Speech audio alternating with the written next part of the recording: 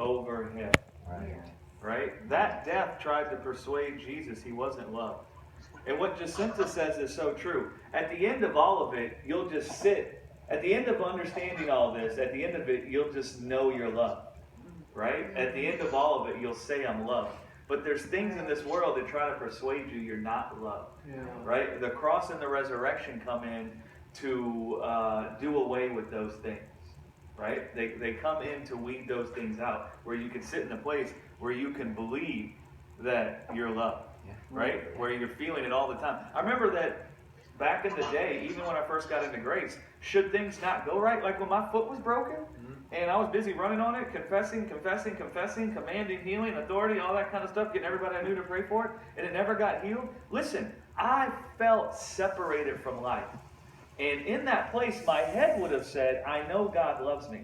But I wasn't experiencing no love. And I didn't know why.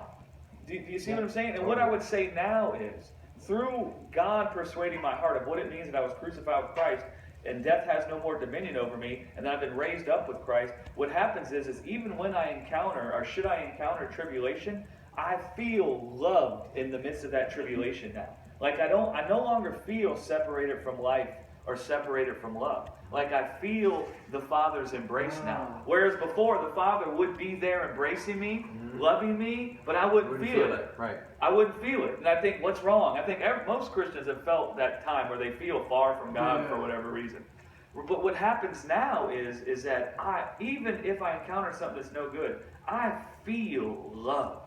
You see, like there's no more any confusion about that. Sure. Like I feel the embrace. Like I feel Abba with me in that place of tribulation. I feel him loving me.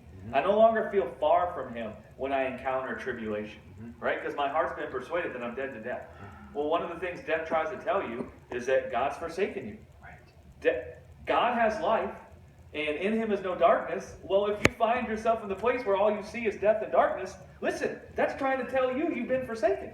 That's trying to tell you that he's looked at you and said, no, they're not mine. And he's left you there. That's what it's trying to tell you.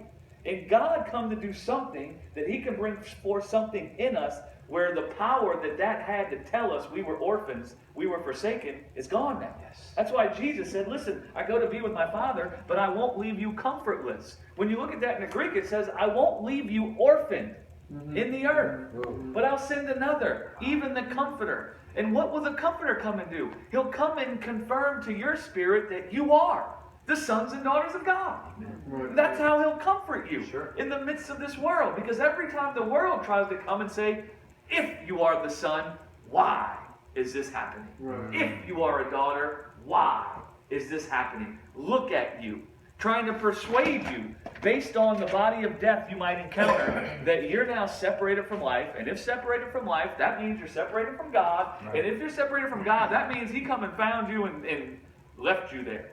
But Jesus said, I'm going to send the Comforter. And he's going to remind you all the time of who you are and where you came from and the substance of the life you have from God. Yes. And that the fact that the reason he came to give you life and conquer death is because of the beauty he beholds in you. Right? Right. And that's the best way to get it from every angle. Sure. Now listen, like Jacinta says, there's some people that in innocence are just persuaded they're loved. That's why it's hard for me to communion